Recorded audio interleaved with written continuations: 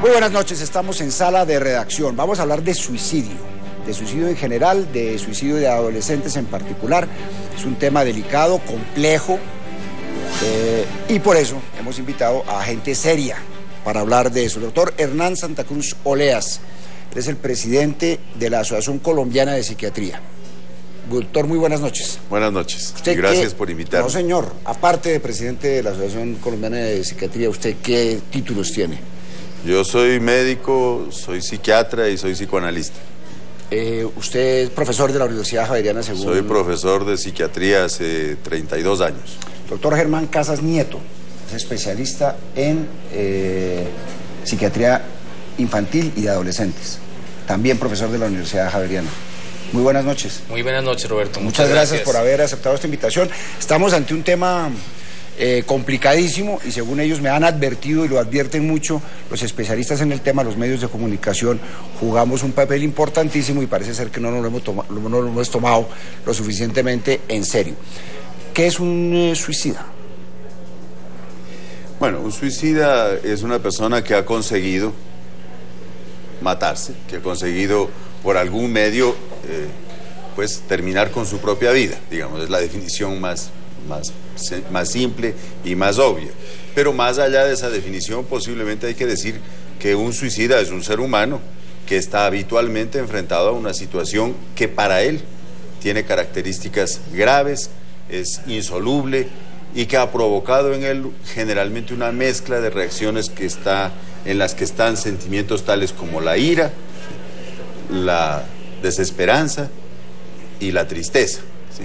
Pero no se puede, lo habitual es que la gente diga siempre que el suicida es una persona que estaba muy deprimida o muy triste. Eso es verdad solamente en un número de casos de suicidio, en un número importante de casos de suicidio y de intentos de suicidio, que obviamente son los que se pueden estudiar, la ira y la frustración desempeñan un papel significativo. De todas maneras, el componente de querer hacerle daño a alguien con el hecho de suicidarse, o de vengarse. No tanto hacer daño, sino castigar, ¿no es cierto?, castigar al causante del sufrimiento o de la frustración, ¿sí?, de una manera pues radical e irreversible, ¿sí?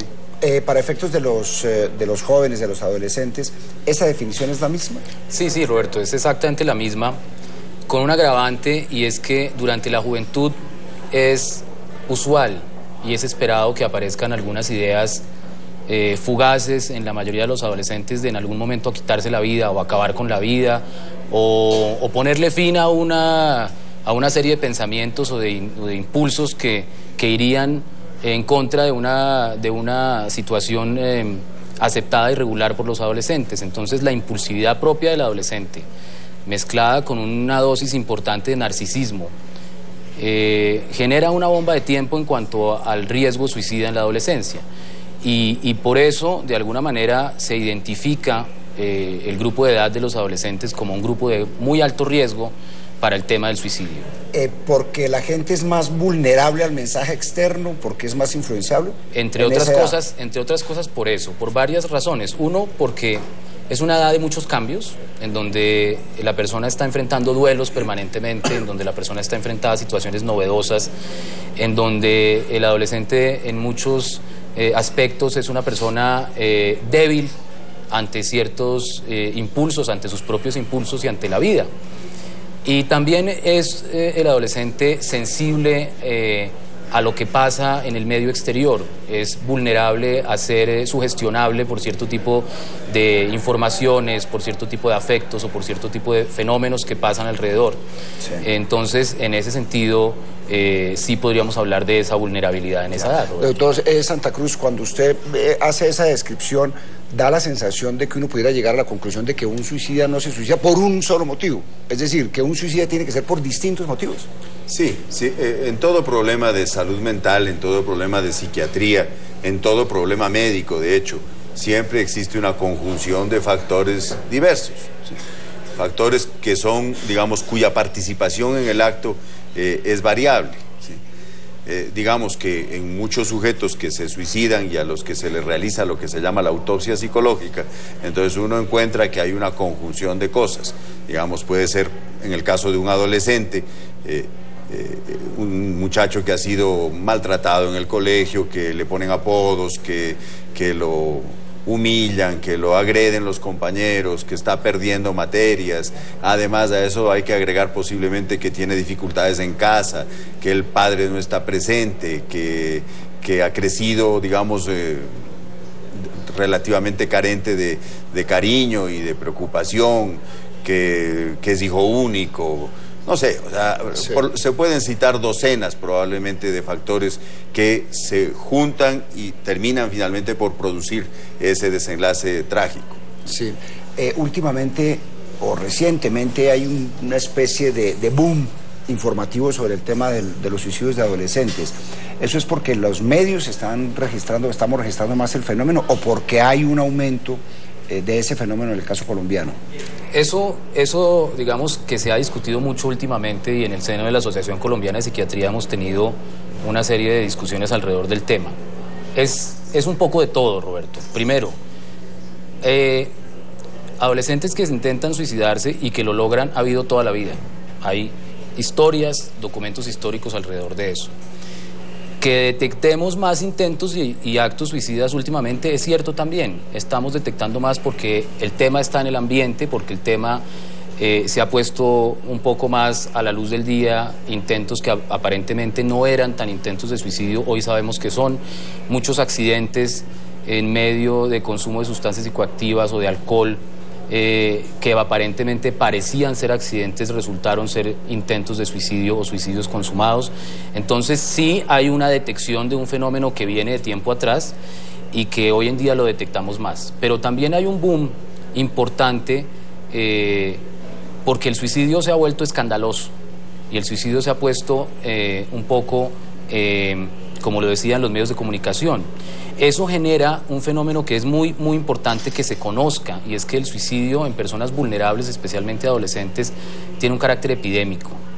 ¿Qué quiere decir ese carácter epidémico? Que en la medida en que más se habla de eso y en la medida en que se pone más en evidencia pública un tema que generalmente es un tema interno de las personas o que es un tema tabú, se vuelve más posible, se vuelve más factible, y las personas que de pronto han pensado en intentarlo pero no lo han hecho, lo ven como una posibilidad y lo ven como una realidad. Entonces eso genera un movimiento epidémico del suicidio en adolescentes, y a partir de un caso vienen otros y entre más escándalo se hace mal hecho de esta situación, más casos vamos a encontrar. De hecho, usted sabe, Roberto, que tanto el doctor Santa Cruz como yo aceptamos esta invitación a este programa porque es un programa en un horario que no es típicamente visto por adolescentes.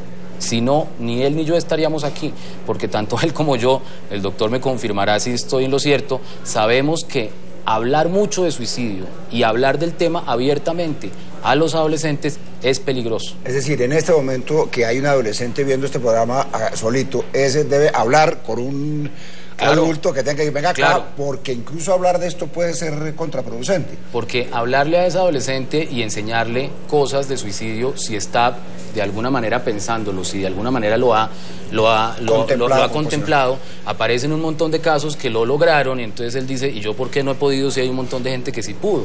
A esa persona que nos esté viendo en este momento, lo que hay que hacer es decirle, tú tienes que hablar con alguien, tienes que comentar esto que está pasando, porque así como tú lo piensas, hay mucha gente que lo está pensando en este momento, y tú lo que tienes que hacer es mirar cómo logras tener ayuda, ¿sí? Y alguien, una persona que sepa y que pueda direccionar terapéuticamente a ese adolescente, puede saber qué le está pasando y mejorar. Sala de Redacción, un programa City TV y El Tiempo.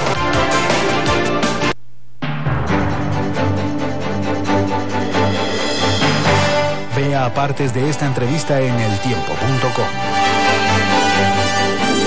¿Desde cuándo, doctor Santa Cruz, hay estudios o referencia o algo a que los medios de comunicación conviertan el mensaje en una especie de fuelle que genera la epidemia? Sí, eso tiene unos precedentes históricos conocidos. El primer caso conocido y verificado fue un contagio, una epidemia suicida que ocurrió en Europa en 1774, después de la publicación de un libro que se llamaba Las tristezas, las desventuras del joven Werther, de Jean Wolfgang Goethe. La publicación de ese libro produjo una epidemia de suicidios. El protagonista, después de haber cometido un error que él considera insuperable, se pega un pistoletazo y se mata. Luego de eso hubo una epidemia de suicidios entre la gente que leyó el libro, al extremo tal que algunos estados de la época prohibieron la venta del libro. Eso pasó en 1774. Ya en tiempos contemporáneos ha habido el caso de obras puntuales, una que se llama Salida Final, Final Exit, ¿sí?, de un autor norteamericano, inglés, provocó una epidemia suicida. También una publicación francesa que se llama Suicidio, modo de empleo, provocó una epidemia suicida en Francia. O sea, hay, digamos, evidencia acumulada suficiente. Pero hay, ¿sí?, hay una cierta apología del suicidio en esos que usted está mencionando, de alguna manera. No solamente eso, sino una descripción minuciosa de métodos, por ejemplo, de formas de hacerlo, ¿sí? Y eso parece ser, digamos, un elemento esencial que debería ser tenido en cuenta por los medios de comunicación masiva. Y es que la descripción minuciosa del modo, de la forma del suicidio, por ejemplo, es una cosa que no debe hacerse nunca. De hecho, los suicidios nunca deberían publicarse en primera página, sino en páginas interiores. Y la información que se da debe enfatizar la naturaleza irreparable y dolorosa de la pérdida de la vida de ese sujeto, más que hacer apología, enaltecerlo o decir que el suicidio fue heroico, o que fue un acto de venganza valentía, comprensible, correcto, o que fue un acto de valor, como dice Germán. Sí. Pongamos un caso que nos tocó manejar no hace mucho tiempo aquí en el periódico El Tiempo. Aquí publicamos un caso de un intento de suicidio en un colegio, fallido por fortuna, y unos días después el muchacho convaleciente de los golpes sufridos porque se lanzó de algún lugar, estuvo aquí e envió un mensaje diciendo cómo la había embarrado él, no solo en haber hecho lo que hizo, sino en haber interpretado mal los elementos que lo llevaron a eso. Ese tipo de mensaje también es negativo. Ese tipo de mensaje en particular del que estamos hablando, en la forma como se manejó ese artículo, en donde el testimonio de él es un testimonio preventivo, yo pensaría que no es tan negativo como otros que se han manejado. Pero todo lo que en medios de comunicación, en el tema de suicidio, vaya directamente dirigido a adolescentes, hay que manejarlo con mucho cuidado, y yo sería partidario que ese tipo de temas no se tocaran en los medios masivos de comunicación, por lo menos como se han tocado. Ese en particular, yo tuve la oportunidad de leer ese artículo, me parece que estuvo bien manejado en términos que está dirigido también a padres de familia, en que él da el mensaje, el muchacho da el mensaje como que, oiga, esto es un grito de alerta, etcétera, etcétera. Pero yo le voy a contar una cosa, Roberto. Después de que hubo este tipo de eventos de adolescentes en Bogotá, que pasó uno detrás de otro, yo recibí la visita de una periodista de una revista dirigida para adolescentes, en donde me comunicó que iba a hablar de los casos de suicidio en adolescentes en primera página de esta revista, más o menos como estaba diciendo ahora el doctor Santa Cruz, haciendo una apología de la valentía de estos muchachos. La recomendación mía y de mis colegas del Comité de Psiquiatría Infantil de la Asociación Colombiana de Psiquiatría es que nadie le iba a colaborar en ese proceso, de esa manera. ¿Por qué? Porque iba dirigida a adolescentes y porque el tema se estaba manejando directamente con los adolescentes. La revista salió. A las 2 semanas encontré un caso en mi consultorio de una niña que sacó la revista y me dijo, oiga, es posible que esta sea mi solución. Entonces, el tema vende. El tema está en la agenda pública, y si se maneja con cuidado, el tema genera ese tipo de situaciones. No en particular la que usted me está contando, pero sí han aparecido algunas que yo sí creo abiertamente que son contraproducentes. No, el tema es importantísimo para nosotros, porque inclusive el caso contrario se da con el tema de la violencia familiar. Especialmente los españoles recomiendan mucho que los de violencia contra las mujeres, especialmente los de estratos altos, sean difundidos en los medios de comunicación, porque eso es lo que le da respaldo a las autoridades para poder establecer normas de protección a la mujer, y en este caso genera exactamente lo contrario. Claro, exactamente lo contrario. Es completamente distinto. ¿Qué tan suicidas somos los colombianos? No somos más o menos que otros. En términos del concierto mundial, digamos, no somos especialmente muy suicidas. ¿Qué tanto no. se suicida la humanidad? Pues depende, o sea, más o menos las cifras más altas de suicidio están alrededor de 60, 56 suicidios por 100.000 habitantes y por año en las áreas del mundo que tienen una más alta prevalencia de suicidio, que son los países nórdicos, lo que se llama el cinturón suicida en Europa, que incluye los países nórdicos, Alemania y Austria. ¿Sí? Eso es el sitio de más alta prevalencia de suicidios. Hay otros países del mundo en donde la prevalencia es más baja. Nosotros estamos más bien en el rango bajo. Estamos en un rango que no supera, que yo sepa, y tú me corregirás, más del 12 por 100.000 habitantes y por años, que hay que contrastarlo, ¿sí? En cambio, con el 34 homicidios por 100.000 habitantes y por año, que es la cifra del último año, que esa sí es altísima. Sí. Parecería haber una relación opuesta. Mientras más alto es el número de homicidios, más bajo es el de suicidios. Nosotros estamos en un rango medio. El problema estadístico es complejo, pero yo creo que puede discutirse algo respecto a eso. Como las cifras estas se dan en tasas, ¿sí? Tasas por 100.000 habitantes. Entonces, digamos, en un pueblito de 100.000 habitantes, en una ciudad pequeña de 100.000 habitantes, donde se maten 11 sujetos en un año, entonces puede decirse que tiene una tasa de suicidios que es mayor que todo el resto del país.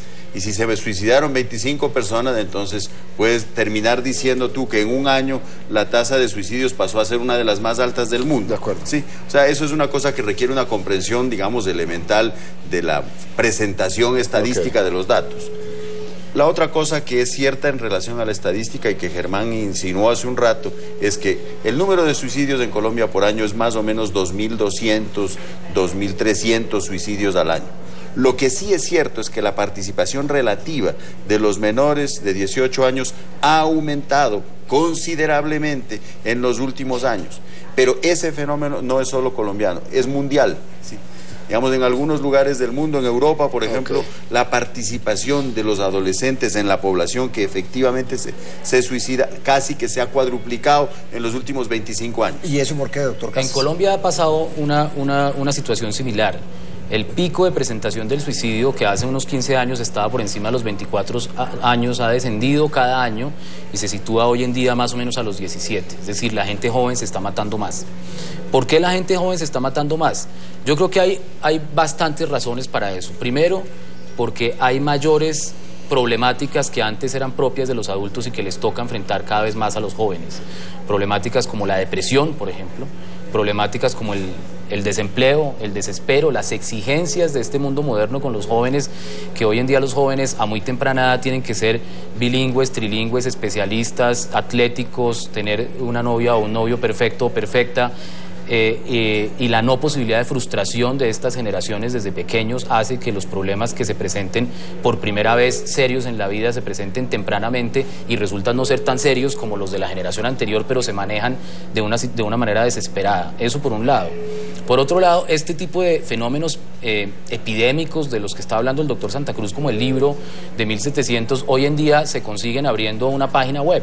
Antes había una población que no estaba tan expuesta a la información acerca de ese tipo de cosas como el suicidio, y hoy en día hay páginas web en donde ellos encuentran la forma de suicidarse y cómo, y sin menos dolor o con más dolor. Hay clubes por internet de suicidas y hay pactos suicidas por internet que están tocando a los adolescentes. Entonces hay bastantes fenómenos que hacen que ese tipo de situación sea... Pero tiene que haber como un fenómeno de desesperanza o una relativización de valores como la vida, que es muy complicado en adolescentes. ¿Eso se debe a la información que reciben? En parte se debe a la información que reciben, porque la información que reciben los pone ante esa posibilidad.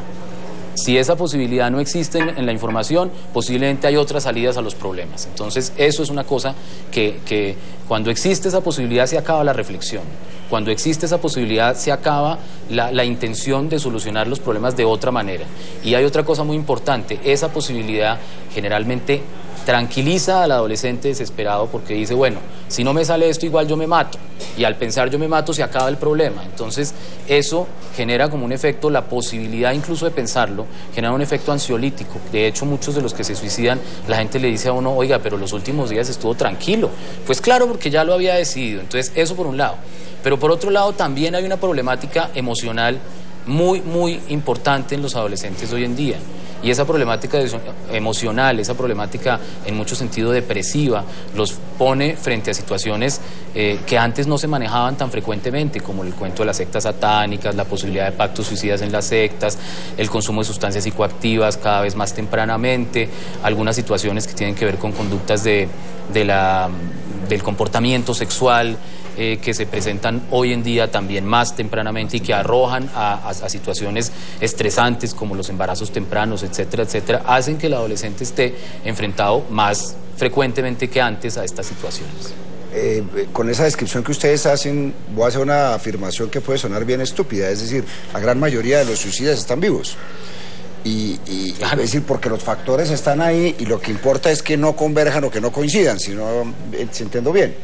Sí, no, o sea, la consecuencia inmediata de esa afirmación, que es válida, es la de la importancia que deberían tener las medidas de prevención.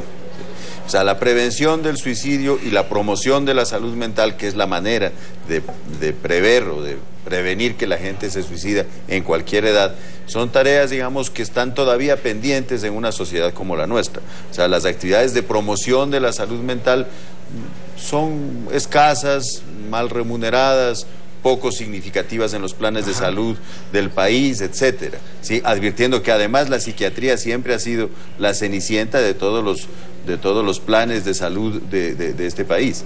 Ya, ahora, si hemos dicho que las cifras no han cambiado significativamente y que tal vez ha aumentado la de adolescentes, ¿quiere decir que la de los adultos o los viejos ha disminuido? Ha disminuido, sí.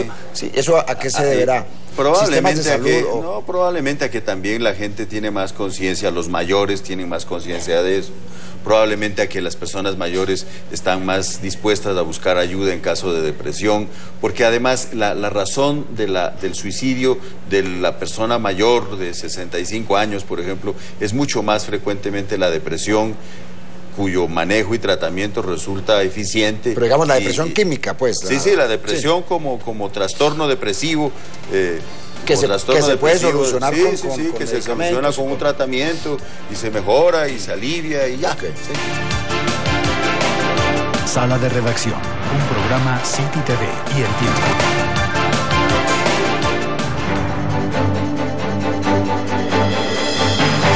Vea partes de esta entrevista en eltiempo.com.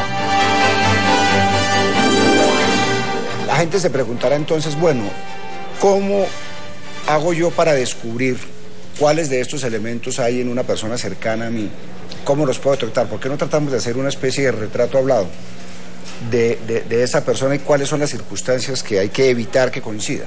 Es muy difícil generalizar, porque los casos no necesariamente tienen un perfil que es el mismo. Y eso, digamos, que lo hablo más en particular con los adolescentes.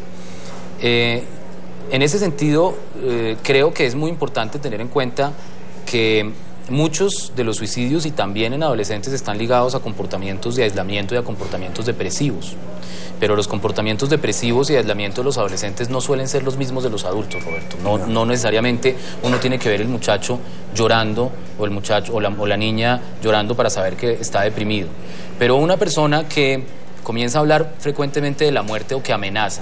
O sea, el 80% de los adolescentes que se suicidan han hablado de la muerte con un mes antes de lograr el suicidio, de hacer el intento. Eso es un dato han clave. hablado de la muerte. Entonces hablan de la muerte en sus cartas, hablan de la muerte en sus conversaciones, ponen el tema de la muerte en sus login o en sus sitios de internet. Se comienzan a mandar mensajes acerca de la muerte y la muerte se vuelve un tema cercano y un tema frecuente. Si eso es así, hay que tener cuidado. Cambio en los hábitos de amistad y cambio en la forma, digamos, de ser, en la forma de relacionarse con los demás, cambios repentinos y abruptos de la forma de vestir o de la forma de manifestarse ante los demás. Vuelvo y digo, y manifestar ese tipo de cosas. Y es impresionante la cantidad de intentos de suicidio y de suicidios consumados que lo han advertido, entre otras cosas, o que la gente ha dicho, este muchacho estaba diciendo, le había dicho a fulano, le había dicho a sutano, le había dicho al amigo, le había dicho al maestro, pero guárdeme el secreto. En esos casos no hay secreto que valga. En esos casos ese individuo necesita un tratamiento, su vida está en peligro y hay que remitirlo a un tratamiento psicológico o a un tratamiento psiquiátrico lo más pronto posible.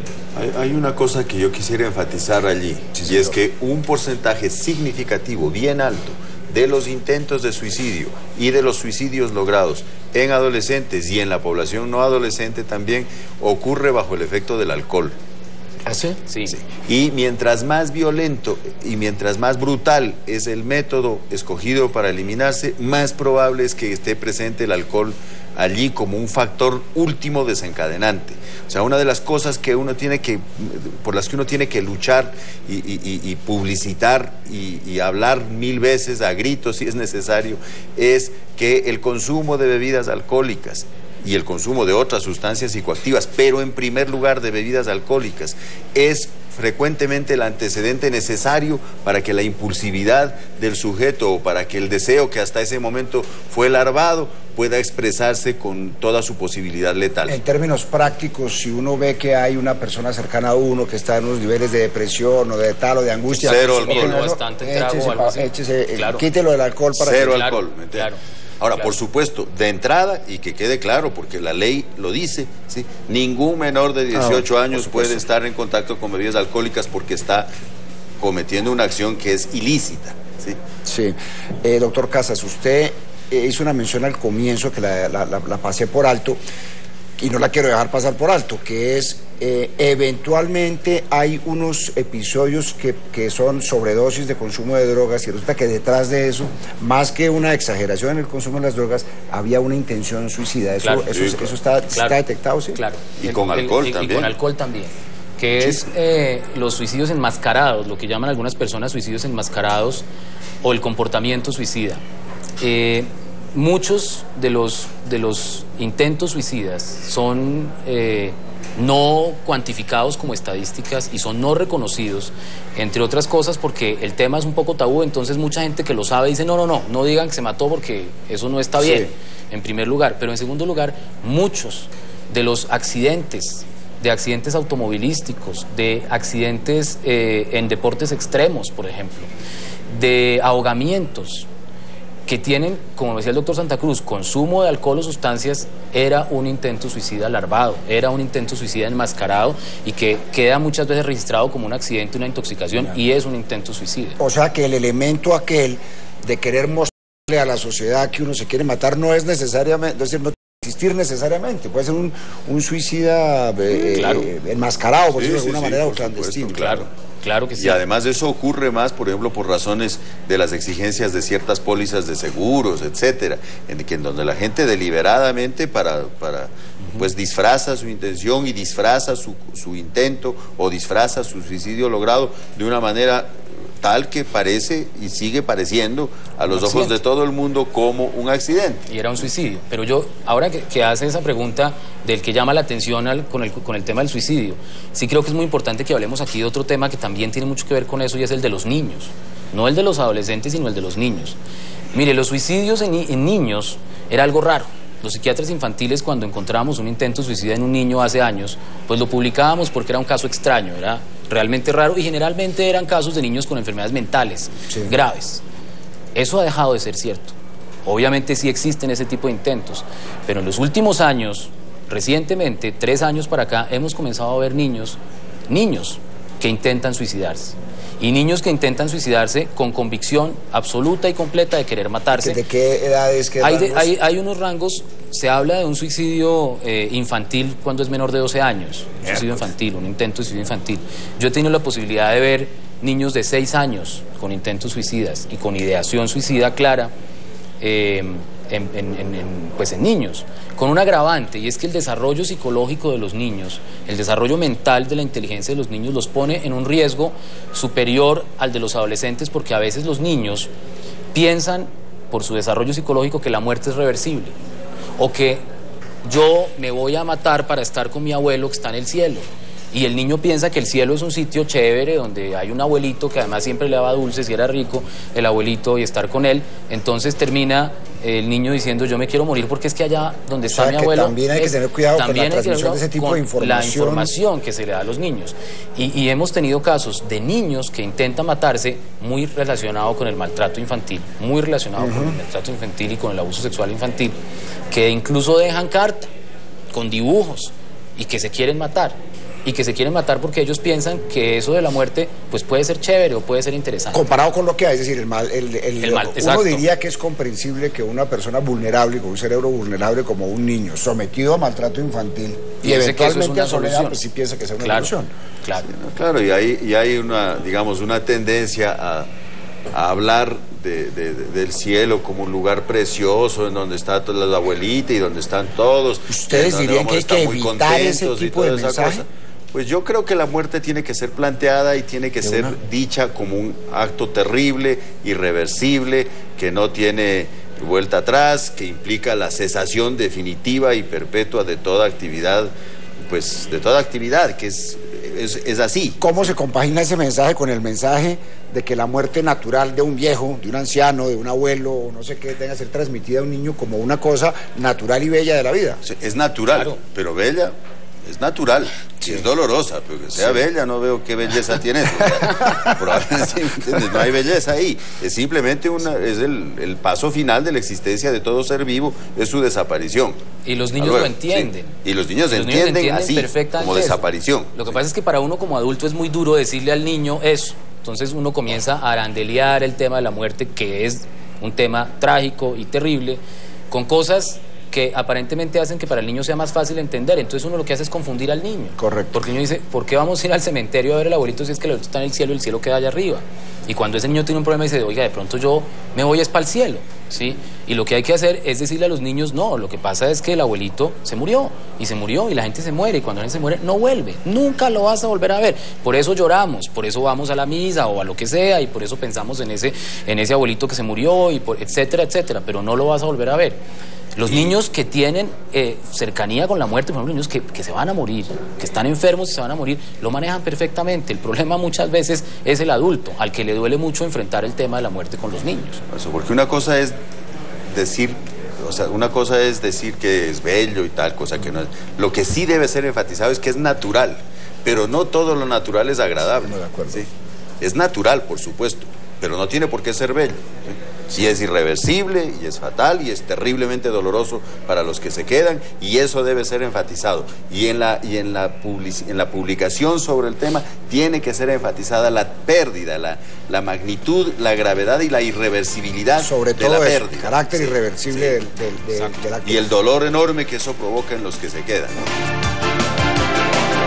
Sala de Redacción, un programa City TV y El Tiempo.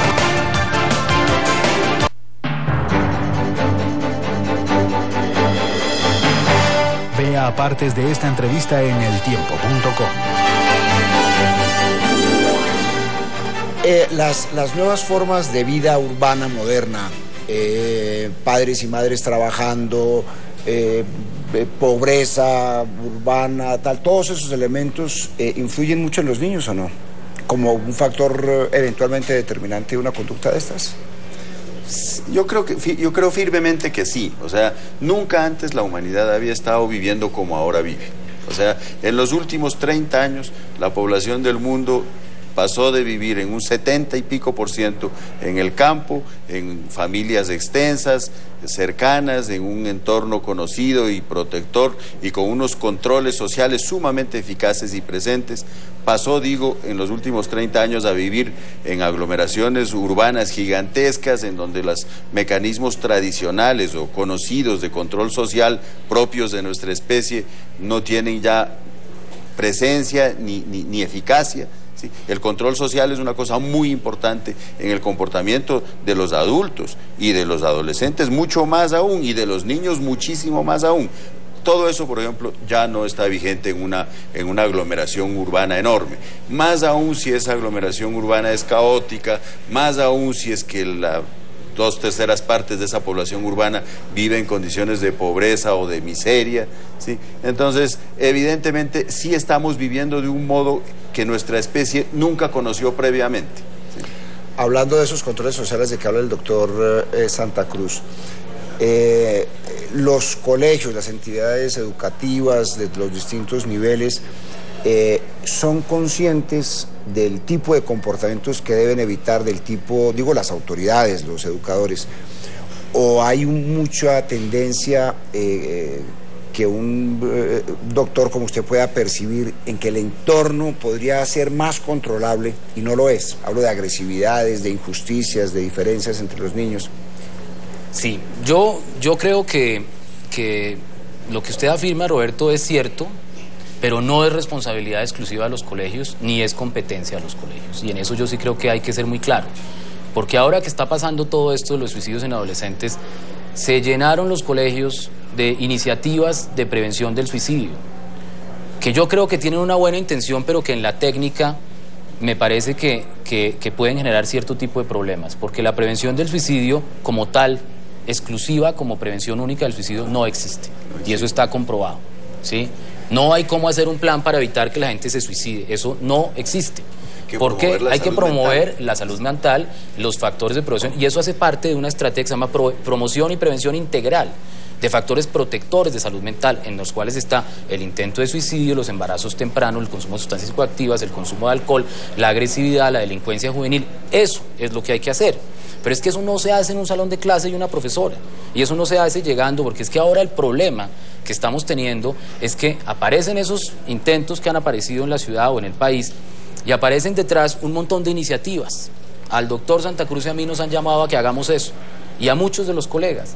Yo creo que hay que tener muchísimo cuidado con eso, porque si eso se pone a la orden de los adolescentes, ¿sí? Y comienza a tratarse el tema, y entonces se habla de la suicidología, sí, y hoy tenemos clase como si fuera educación sexual. Entonces eso genera lo que estamos diciendo al principio, y es que se pone eso en la agenda cotidiana y se limita la distancia entre el pensar y el hacerlo, y se vuelve una cosa normal, se normaliza el tema Por eso yo no creo que esas iniciativas sean unas iniciativas sanas, y la gente, en la preocupación que tiene en este momento, está invirtiendo en esas iniciativas, y yo no creo que esas iniciativas sean una cosa adecuada, y lo digo con el conocimiento de causa que me asiste de haber visto algunos de estos casos. En primer lugar, la prevención comienza en casa. La gente comienza a echar la culpa al colegio. Es que es tal colegio, es que es tal otro, es que por qué lo metió allá, que es mejor que no sea bilingüe, que sea bilingüe, todo eso. La prevención comienza en casa. Sí. O sea, la prevención de todas estas cosas comienza el día que uno nace y antes.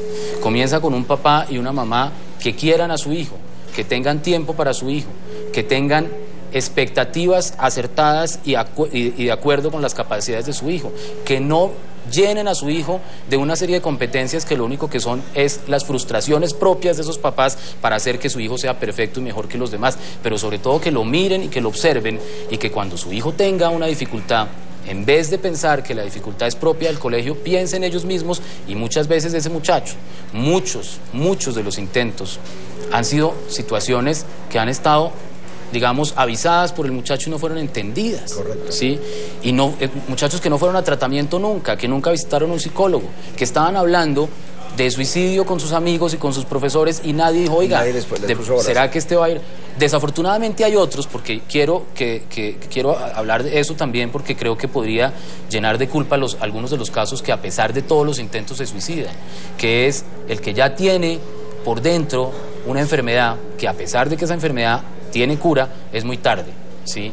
Muchos de esos se han suicidado también en medio de un tratamiento, con el cual, como en todo en medicina, a veces, por más de que uno haga lo que sea, no todo es desatención, no todo es desatención de la gente que está también alrededor. Hay que tener en cuenta. Entonces pasamos por el colegio, pasamos por la familia, y usted hizo un comentario muy de paso antes, y el Estado en sus políticas de salud, ¿qué? ¿Hay qué? Desde el punto de vista de lo que pudiera ser un Estado en términos de la concepción yo creo que inevitablemente va a ocurrir, porque eso ha pasado en otros lugares del mundo ya. En la medida en que el grado de desarrollo, digamos, de un país se incrementa, inevitablemente los aspectos de salud mental y los aspectos de la protección de la población frente a los eventos de índole psiquiátrica se incrementa. ¿Sí? Sí. Y yo creo que eso ocurrirá inevitablemente entre nosotros también. Pero estamos lejos. pero creo que todavía estamos, digamos, un poco lejos de eso, porque las nuevas, digamos, concepciones del manejo de la política en salud y tal no privilegian en absoluto el área de salud mental. La salud mental y la psiquiatría, digamos, han sido las cenicientas de las políticas públicas en salud y de la medicina misma. Sí. Pero yo creo que, volviendo a algo que Germán decía, es que, por ejemplo, esto, mire, yo hice una investigación sobre intentos de suicidio en adolescentes, ¿sí? Una cosa superficial en mi servicio, en un hospital de Bogotá. ¿Y qué encontré yo ahí? Que más o menos el 82-83% de los muchachos que intentaron suicidarse antes de los 18 años, por ejemplo, no tenían un papá presente, ¿sí? Eso es un factor de riesgo en sí, es difícil de evaluar. ¿Por qué? Porque muchísima gente en este país tiene esas circunstancias. Pues quizás la mayoría, pero, ¿no? evidentemente ese es un elemento. Yo sí creo, ¿sí?, que hay mucha gente que no es idónea para ser papá y que lo es porque simplemente eso es lo que hay que hacer, porque eso es lo que la deriva histórica y la deriva, digamos, convencional obliga. Todo el mundo tiene que tener hijos. No, eso no es así. O sea, mucho más los hombres que las mujeres probablemente son menos idóneos, ¿sí? Somos menos idóneos para tener hijos que las mujeres, por ejemplo. Y los hombres son padres de paso, ¿no? Porque sí, padres de paso, padres itinerantes que no tienen ningún compromiso con el resultado de su encuentro. En términos de cifras, amoroso, más o menos, ¿sí? ¿cuántos niños colombianos no tienen un papá presente? Bueno, cuanto más bajo el estrato, más alta la cifra tal vez, ¿no? También. Sí, también, claro. sí. Está alrededor del 40% en los estratos más bajos. Que es muchísimo. Que los estratos más bajos, o sea, del 2 para abajo, son el 80% O sea, que de son la mayoría de población la casi. gente. O sea, uno podría decir que la mayoría de los colombianos... Ese es un problema gigantesco, pero no no en relación al suicidio. a todo, es un a todo problema en general. gigantesco de salud mental. Pero es que generalmente en ese rango de población, doctor Santa Cruz, se suma no solamente eso, en la ausencia de políticas preventivas del Estado, la ausencia de oportunidades de educación, el conflicto armado. El conflicto armado en este país es un factor de riesgo en salud mental y se sabe comparativamente con otros países que genera incluso más suicidios. Eso es un problema incluso dentro de las Fuerzas Armadas. Se sabe claramente que darle a un adolescente un arma y dotarlo de un arma, si no está bien psicológicamente, es ponerlo en riesgo al suicidio también.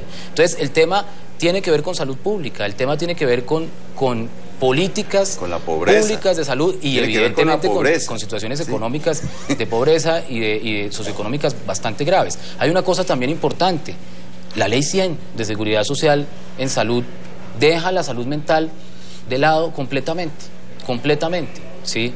Colombia es un país que tiene una problemática de salud mental gigantesca y el sistema de aseguramiento de Ley 100 excluye a la mayoría de la población de políticas tanto preventivas como de atención en salud mental.